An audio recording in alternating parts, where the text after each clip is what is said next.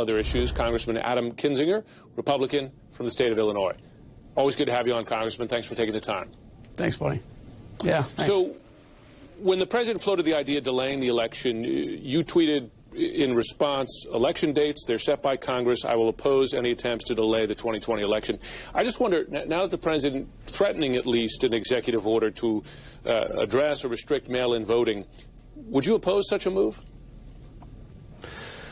Well, so look, I think it's a state-by-state decision. I mean, there are some states that have had mail-in voting, some states that don't. I think the Constitution's pretty clear that it's states that make those decisions. So I'm not sure what the president's executive order would look like. But I do share his concern about it, though, because, look, it's one thing to have absentee balloting like Illinois does, but then to say we're gonna mail basically ballots to everybody that's registered, and then you look in like New York right now, and they're saying they threw out 15,000 ballots or so, some because they didn't have a postmark, some had late postmarks.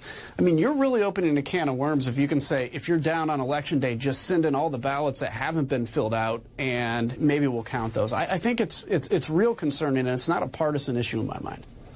Wouldn't the focus then be now, given the pandemic and understandable concerns about going to polling stations in the middle of a pandemic and the risk that voters would have to take, wouldn't it make sense to make the focus on securing the right to mail and vote? I mean, you're a service member. I imagine you would have taken advantage of absentee ballots while deployed abroad.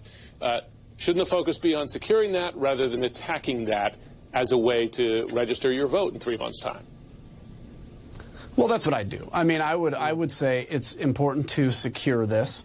It's important to maybe, even if it's not just kind of an old, 20th or 19th century way of mail-in balloting, maybe it's something online, maybe it's being able to vote early, social distancing. There's ways to do it. But the bottom line, and I've said this when it's the president attacking Election Day or if it's Democrats attacking things, is like the most important thing for a republic is that people that know their vote counts. If you don't think your vote counts, it's the only time you really have a say in government. That's when you lose faith in institutions. So anything we can do to secure that's good.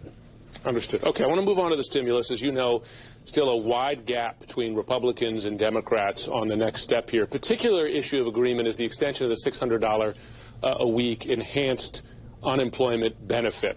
I wonder, is there a middle ground you would accept between the $200 currently offered by Republican leadership and the $600 that Democrats are seeking? Would you be willing to vote for something that meets in the middle? Yeah, of course. And I think, the issue with this unemployment is not so much the amount. I don't even think it's so much when it expires, but it's the fact that this has to be temporary.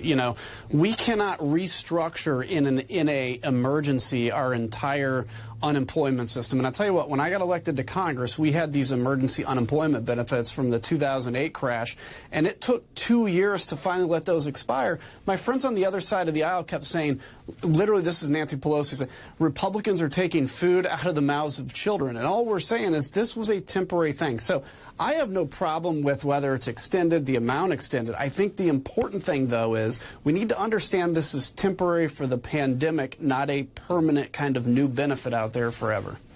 Okay. I want to talk to you about Russia and threats to U.S. service members, because I know that this is an issue close to your heart as a veteran yourself and still a member of the reserves here.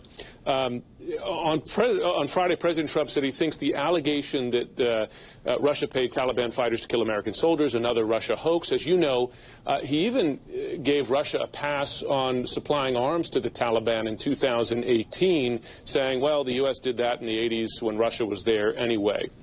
In your view, is the president emboldening Russia to threaten U.S. forces again by not standing up to them, not warning Putin away?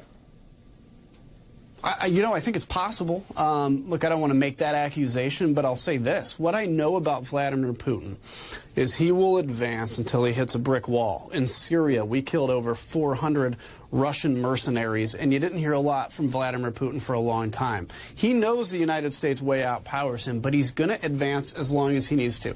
On the bounty issue, look, I've read at least all the intelligence I know exists. It's not as cut and dry as it reads. I'm very concerned about it. We know that Russia supplied the Taliban under the guise of fighting ISIS, which completely is untrue. And so I think that has to be taken seriously. But look, You have the Iranians that killed 600 Americans and beyond that, and we're targeting more.